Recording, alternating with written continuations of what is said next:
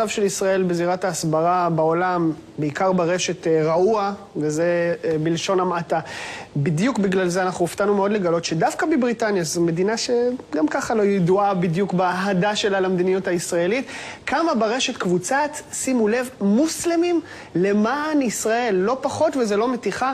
אחד ממקימיה הוא חסן אפזל, והוא היה אפילו מוכן להיחשף ולהתראיין אלינו, מהלך שיכול להיות אפילו קצת מסוכן עבורו. מיד אתם תבינו למה.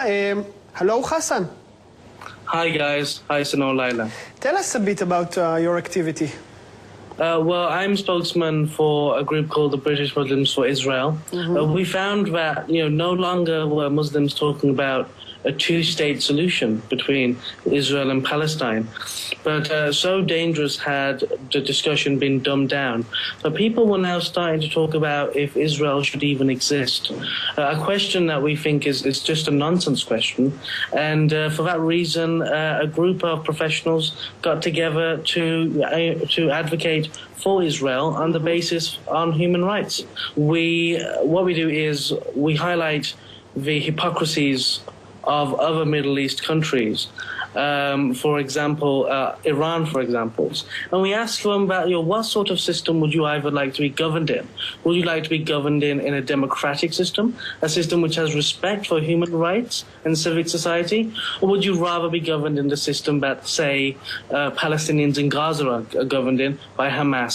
If you were a Muslim, it would be far better for you to live in a country like Israel, where you are a free Muslim, than it would be for, let's say, for example, Saudi Arabia, where you're not exactly the type of Muslim you're supposed to be, when life can get very difficult for you. I can only guess what kind of responses you get from some of your Muslim friends, for example. Yes, well, we've had a fruitful number of responses. Some, as you can probably imagine, have been quite short-sighted in their response. And we have had some nasty emails, some nasty phone calls, but that sort of stuff we expected, and we don't let that slow us down. If anything, we fight against that. Yeah, let alone against that, but are you getting threats? Is it dangerous to be in your position right now? If Muslims across the world do not wake up and start to understand that Israel is here to stay. There is no question about if it is to exist or not. That's a nonsense question. It's here to stay. And it's here to stay, and it is a democracy. It is a place where people can live freely together. And it is exactly the sort of civic society and system that we should be replicating across the Middle East. Yeah, but I'm talking to you personally about Hassan, let's say. Aren't you afraid for your personal security? For Personally, no, I'm not afraid, simply because I have no reason to be afraid.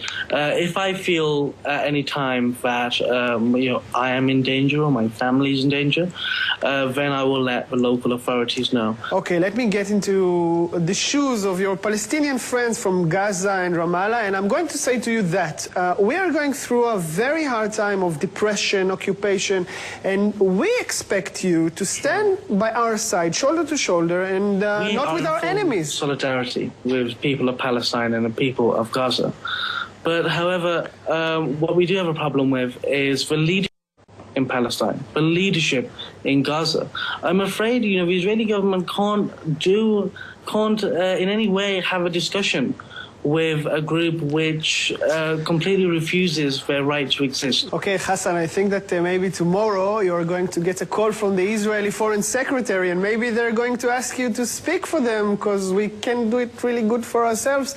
If they ask you to speak for Israel on, let's say, TV shows, would you do it?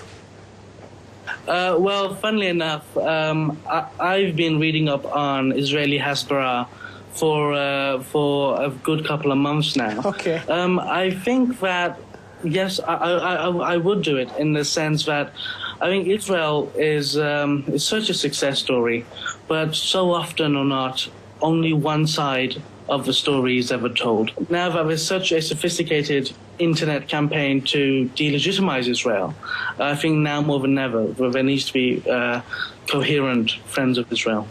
Okay, Hassan, that was truly fascinating, and I thank you very much for that. Well, it's a pleasure's mine. Pleasure's mine.